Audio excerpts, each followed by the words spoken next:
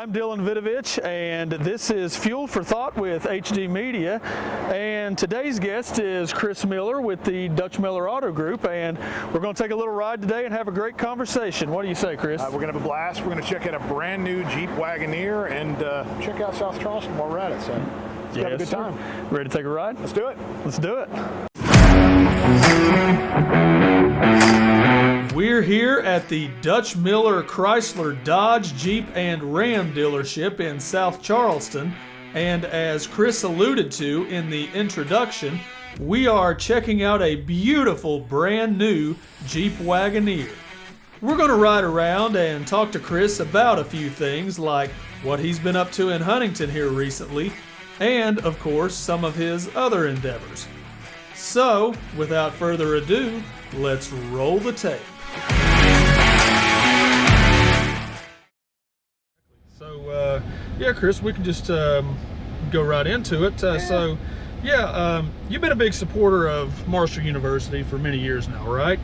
And I understand that this football season, the Dutch Miller deck will be open to the fans at the Jones C. Edwards Stadium for the first time. So can you tell us a little bit about what that project is and what fans can expect from it? We are so excited about this. The Dutch Miller Sky Deck, or the Dutch Miller Deck, we're calling it, is going to be an extension off the back of the Shuey building that adds this incredible deck and walk around space for fans to actually engage, have beverages, stand up. It's select.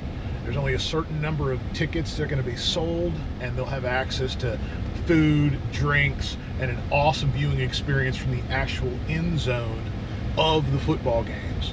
And it's going to be awesome. But it's a great way. You talk about what's happening with SEC and big time football, is that it gives schools like Marshall an opportunity to get back to good old fashioned values, connection with the community, and to build your brand and your own unique niche. And that's our niche, right? Is that we're a special community. We're all in this thing together, and everybody likes to be with each other. And I will tell you that, you know, Sun Belt football and the teams that we're playing are going to be absolutely awesome.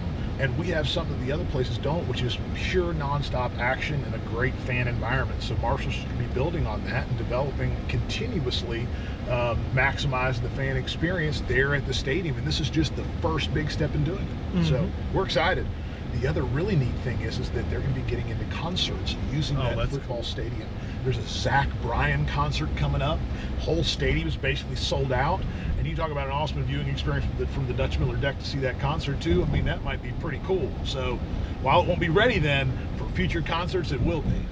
Yeah, that's what I was asked when you mentioned the concerts. That was one thing I was going to ask is, you know, who do you plan to bring in there? It sounds like you've already got one kind of in the works. So. I would love to say that I was the guy that set that up, but I was not at all. The athletic director did it all, and we just were like, absolutely, this sounds like a great idea and a great opportunity. And there's going to be a lot of other big acts coming down the road, and we're just excited to keep doing what we do, which is invest in Huntington, and in particular, invest in Marshall University.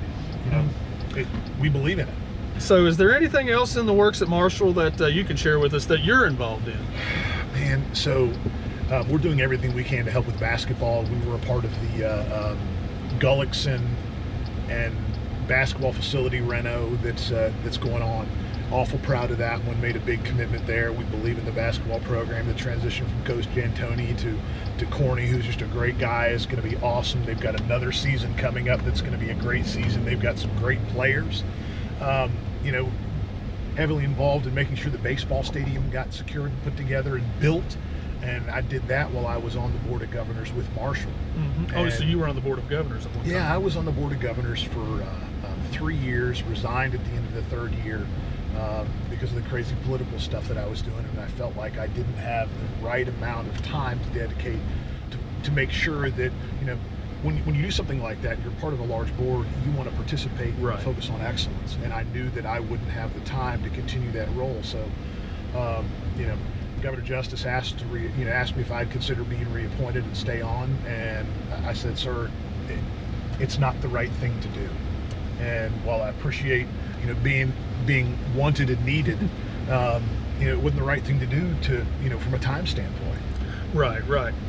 Yeah, so tell me about, can you talk about your personal connection to the school, Marshall University, and what it means to you? Because I know the Dutch Miller Auto Group has already committed $1 million toward the construction of the new Center for Business and Innovation. And now with the Dutch Miller Decking at the Joan, you and your family have made some pretty significant investments in the university. So tell me about your personal connection to the university. That there's an observation I've made just living in Huntington for the 46 years that I've been alive, and it's really, really true, and that's as goes Marshall, so goes Huntington.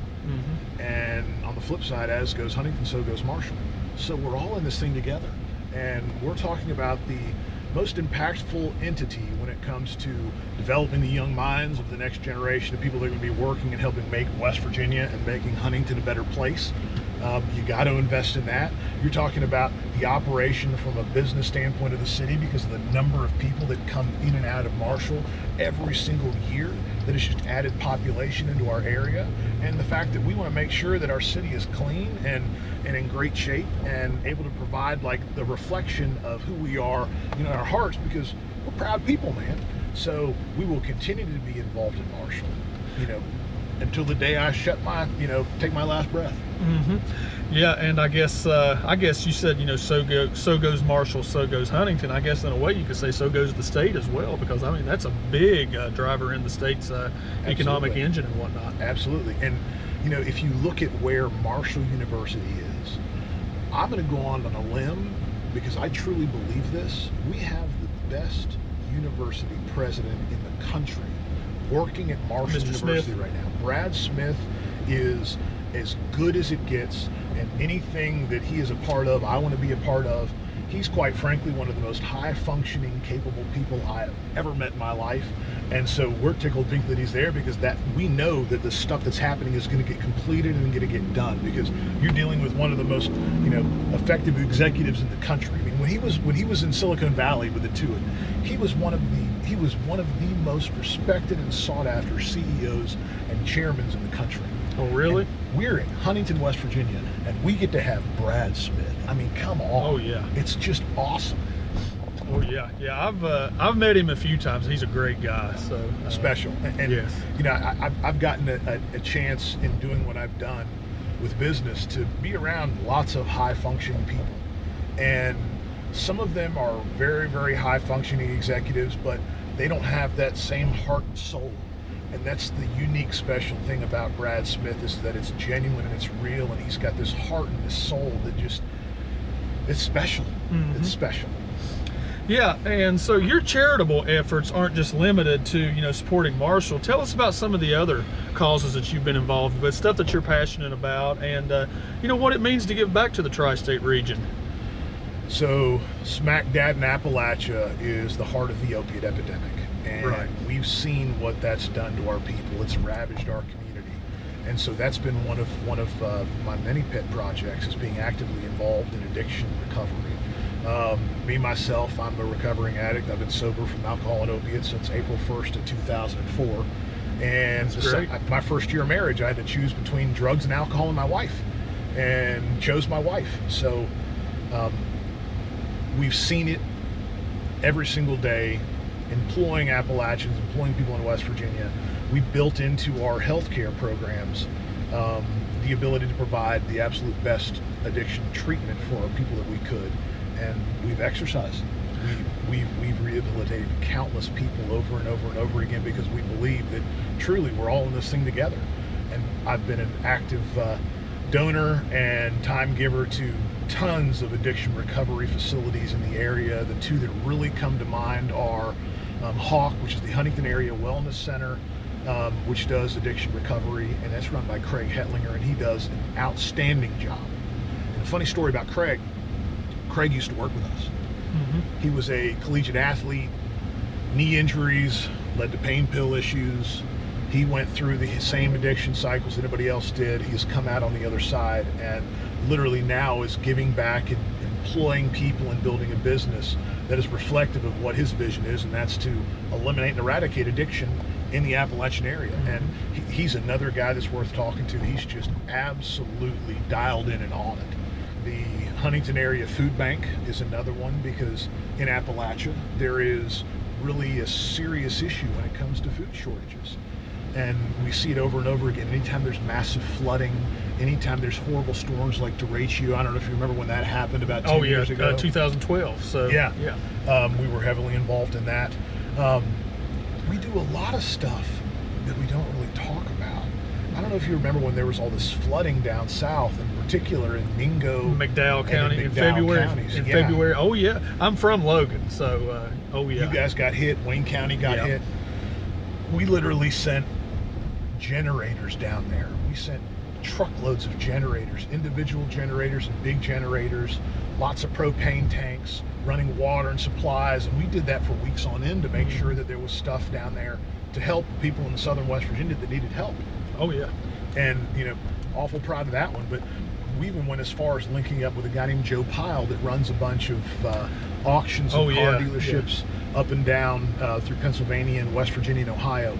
And Joe helped us find, there were two families that were like, one of them was a teacher, one of them was a business owner, a great volunteer, that both of them lost their homes in the floods. And we were able to find them RVs, mobile homes that they could set their family up in and keep doing all the work that they were doing in the community, and Joe gave it to them. Mm-hmm. So it just being a part of good people and doing all of this good work, like, it's so fulfilling. It really is. Chris, thank you for sharing your own personal journey too. Like I said, I've met you a few times, and I did not know that about you. So it sounds like it's not just like a business venture. It's a personal thing for you. You've been through it yourself. It's very, very personal. I understand addiction. I understand detox. I understand the struggles that happen, in recovery. I mean, it honestly took me about 2 years to really get my brain chemistry lined up the right way, to